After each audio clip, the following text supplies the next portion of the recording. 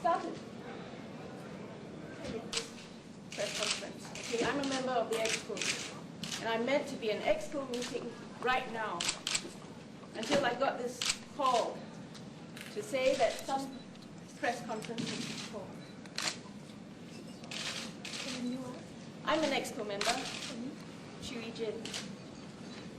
Okay, and this is meant to be some sort of explosive announcement. Hello. So I'm utterly disappointed and disgusted because I meant to do a presentation alongside you, Louis, at this time. You led me to believe I meant to be presenting something to you, with you, to Expo right now. Eugene, we note your comments, and I request that you take a seat. So would I have a right of reply as you make this on behalf of my association, this presentation? Eugene, this is internal matters between us. I think it's best that we settle it outside and separately from the media. How internal is it? Josie? If I've been kept out in the dark and Josie has not replied to any of my emails. Well, Eugene, the truth is that this was called very, very late. If the press could even verify that it was called at a very, very late stage. So why is it Harris is sitting in the Aware Center doesn't even know about it? But there are people in the office running the meeting right now. Why? The vice president. But why doesn't the exco know about this?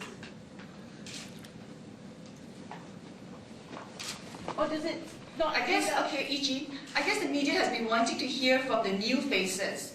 And this meeting is called to address all the questions the media have about the new faces. And as you are an old guard, and the old guard has had their field of day, field shit that you leave this room. I have not been part of the old guard arguments. I have been with you in the sense that I'm an old member. But, I mean, I was going to table at the meeting today that you address these questions to save us further embarrassment, okay? So I am with you that you should make this. I'm all for this. I just don't appreciate not being told. If you are for us in the interest of the expo, please take a seat. Thank you.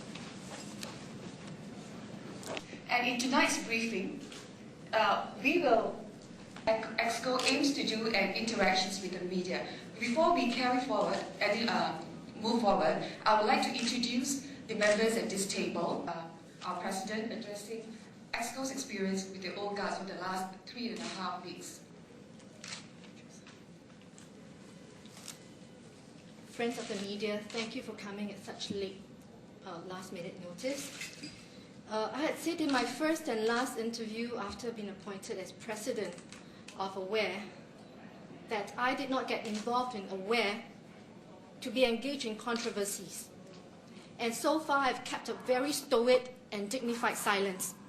But with the recent happenings of events, I have no choice, it left me no choice to break this silence and come up publicly to say what's been happening. And this is actually something that could have been resolved internally between the old guards and the new guards in a very politely and civil way. But that has not happened. I tell you, so far I have only been appointed president for about a week. And I've only been an exco member for about 3 weeks. But to date, I have only been met with hostility, intimidation. I felt so bullied, I tell you. I will tell you what's happening. My family received death threats, and it's now a police case. Each day, I fear for the physical safety of my children, my family. There's even a blog site detailing my children's name and which school they go to.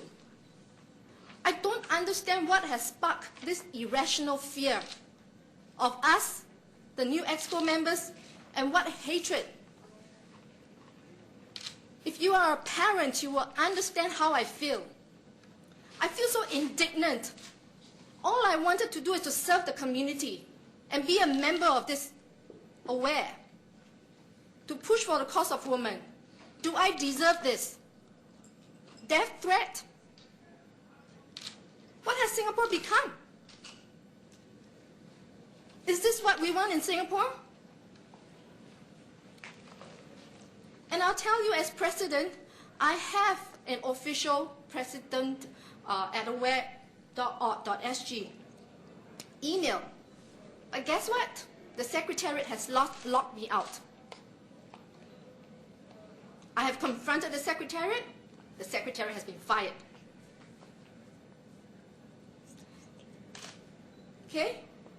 I'll tell you, I have my fellow committee members here will share with you their own experience, how they have been subjected to hostility and uncooperative staff members in the last 3 weeks. And when all we wanted is to push and start work and get going with our work.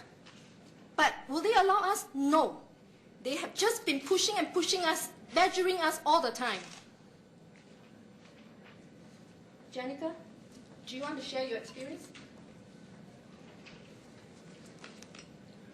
I want to put it forth that I came to join AWARE because I felt that when I reach a certain age, it's important to contribute to society, to Singapore, to help other women.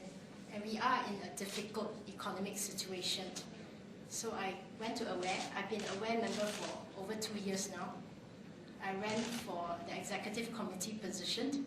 And to my utter horror, after I was elected, there were a lot of allegations and about my link to 377A. I don't know why it came out in the press, but because of, I've written many things to the press, you know. I've written about technology index and other areas, but the only thing that came out on the 10th, after the exco was elected, was the fact that I wrote to 377A, and there was a homosexual slant to it.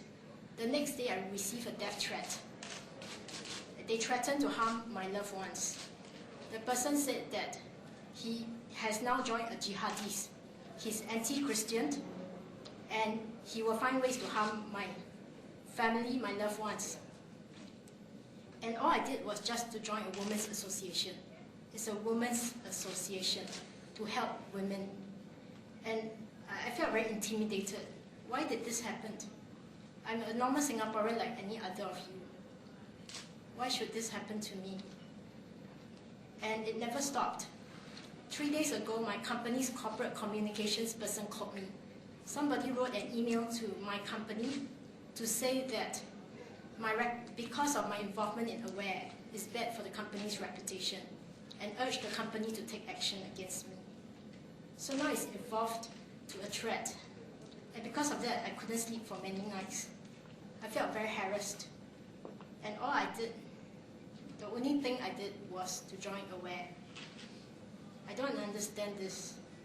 I thought I joined a women's association to help women. And throughout this difficult period, we had a lot of wrestles because the previous president kept changing the timing for the exco to meet. It went to and fro, and I was like stuck in between as the secretary. I don't understand. I think, Lois, you may have some experience too. You know, members of the press, suddenly I feel that it's a crime to be a Christian and to hold an exco position. I'm a Christian, I've made no bones about it. It's been reported in the paper and it's also reported in my website. But I'm now on the hit list, okay, of this, of Operation Leper.